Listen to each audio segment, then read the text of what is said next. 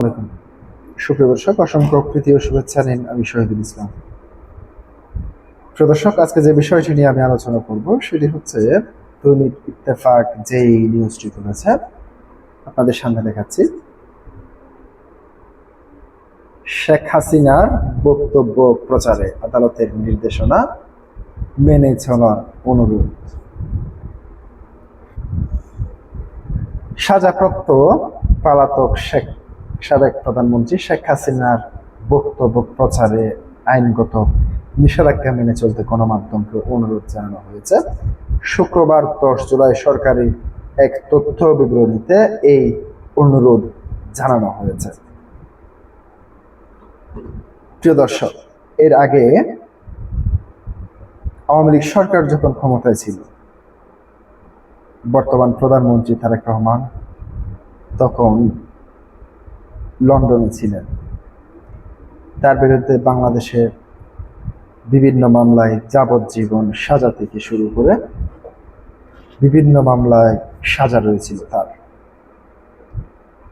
তখন তিনি নিয়মিত তার দলের নেতাকর্মীদের সঙ্গে ভিডিও কনফারেন্সে যোগাযোগ করতেন কিংবা সামাজিক যোগাযোগ মাধ্যম সহ সব জায়গায় বিভিন্ন ভিডিও ছাড়তেন, এবং এই নিয়ে যখন মিডিয়াতে নিউজ হতো তখন হাইকোর্টের একটি নির্দেশনা সামনে নিয়ে আসে সরকার, যে দণ্ডপ্রাপ্ত পলাতক আসামির বক্তব্য প্রচারে আইনি একটি নোটিশ দেওয়া হয়, যাতে কোনো মিডিয়া তাদের বক্তব্য, তারেক রহমানের বক্তব্য প্রচার করতে না পারে।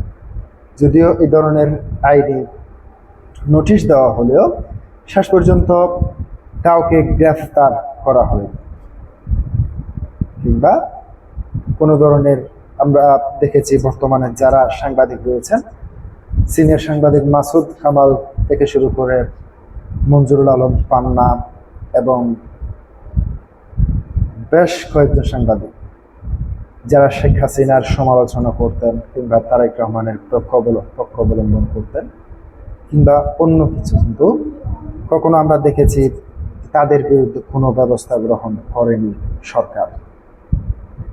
সম্প্রতি গত কয়েকদিন আগে শেখ হাসিনার একটি সাক্ষাৎকার, যে সাক্ষাৎকারে তিনি এই বছরে দেশে ফিরবেন এই ধরনের তথ্য সামাজিক যোগাযোগ মাধ্যম সহ সব জায়গায় ছড়িয়ে পড়লে তখনই মূলত প্রধানমন্ত্রী তারেক রহমানের তথ্য উপদেষ্টা জাহেদুর রহমান এক সাংবাদিকদের সাথে আলাপকালে তিনি বলেন যে শেখ হাসিনার বক্তব্য প্রচার বিষয়ে আদালতের একটি নির্দেশনা রয়েছে, সাংবাদিকরা কিংবা মিডিয়াগুলি যাতে সেই নির্দেশনা মেনে চলে। এবার আইনিভাবে নোটিশ দেওয়া হয়েছে। আপনারা জানেন গত শুক্রবার শেখ হাসিনার আরেকটি বক্তব্য সামাজিক যোগাযোগ মাধ্যমে প্রচার হয়, অর্থাৎ সাক্ষাৎকার প্রচার হয় রয়টার্সকে দেওয়া এক সাক্ষাৎকার। সেই রয়টার্সকে দেওয়া সাক্ষাৎকারে তিনি ডিসেম্বরে ফেরার বিষয়টি যখন সামনে আনেন, তখন থেকে সামাজিক যোগাযোগ মাধ্যম সহ সব জায়গায় যখন শুধু শেখ হাসিনার প্রসঙ্গে আলোচনা হচ্ছে, ঠিক সেই মুহূর্তে এই নির্দেশনা পাঠানো হলো প্রত্যেকটি মিডিয়াকে। প্রিয় দর্শক, এবার বাংলাদেশের প্রচলিত আইনে আদালতে সাজাপ্রাপ্ত পলাতক অপরাধীর কোনো ধরনের বক্তব্য, সাক্ষাৎকার, অডিও, ভিডিও, ভাষণ গণমাধ্যমে প্রচারের ব্যাপারে আইনগত নির্দেশনা রয়েছে বলে তথ্য বিবরণীতে উল্লেখ করা হয়।